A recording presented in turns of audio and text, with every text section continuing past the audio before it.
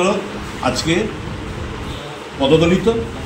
গণতন্ত্রকে পুনরুদ্ধার করতে হবে রাজ্যে সকল অংশের মানুষের সহযোগিতা চাইছে এবং এই ঘটনাগুলো সারা রাজ্যে ভাবনা শুধু তেপানিয়া ডুবকি ব্লকে একই অবস্থা, মাতাবাড়ি ব্লক একই অবস্থা, ঋষ্যমুখ ব্লক একই অবস্থা, আমাদের দুর্গাচৌমুহনী ধলাই একই অবস্থা, সালেমা একই অবস্থা।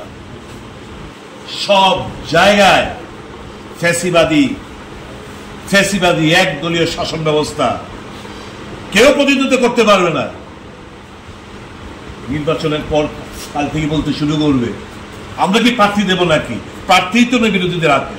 দেখেন 90% বিনা প্রতিদ্বন্দ্বিতায় জয়ী। এই তো বাধ্য করবে সংবাদপত্র, নিউজ ব্যান্ডের আপনাদের বাধ্য করবে নিউজ ছাপাতে। এই তো চলছে রাজ্যে। উৎখাত করব, বেশি দিন নেই। রক্ত ঝরবে, মার খাবো, আরো রক্ত ঝরবে, মৃত্যুবরণ করব, কিন্তু এদের পতন সুনিশ্চিত করে ছাড়ব।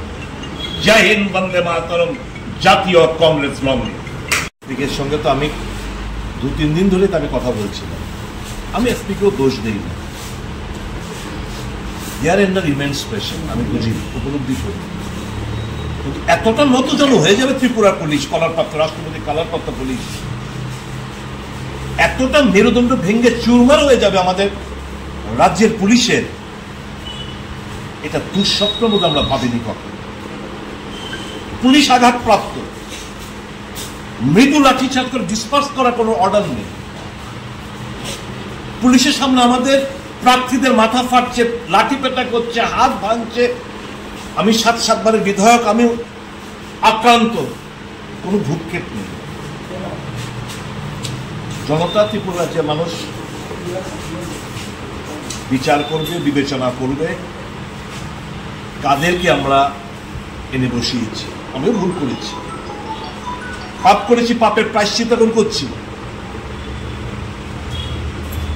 আমি বিজেপির বন্ধুদের বলবো, use and throw is their politics.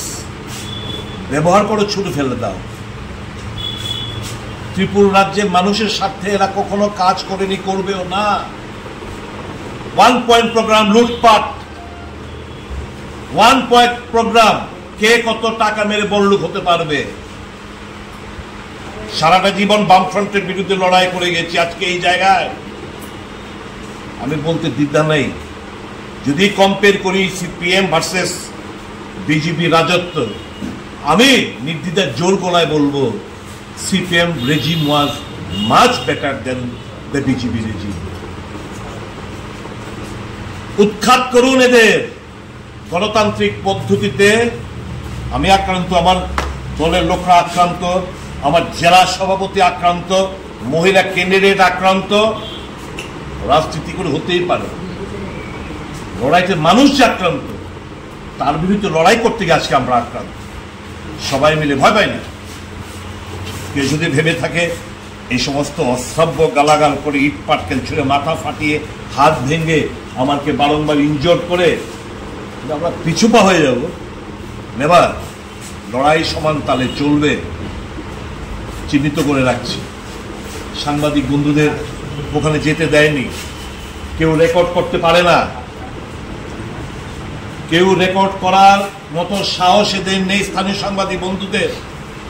কোন রাজত্বে আমরা বসবাস করছি? পুলিশ নিষ্ক্রিয়।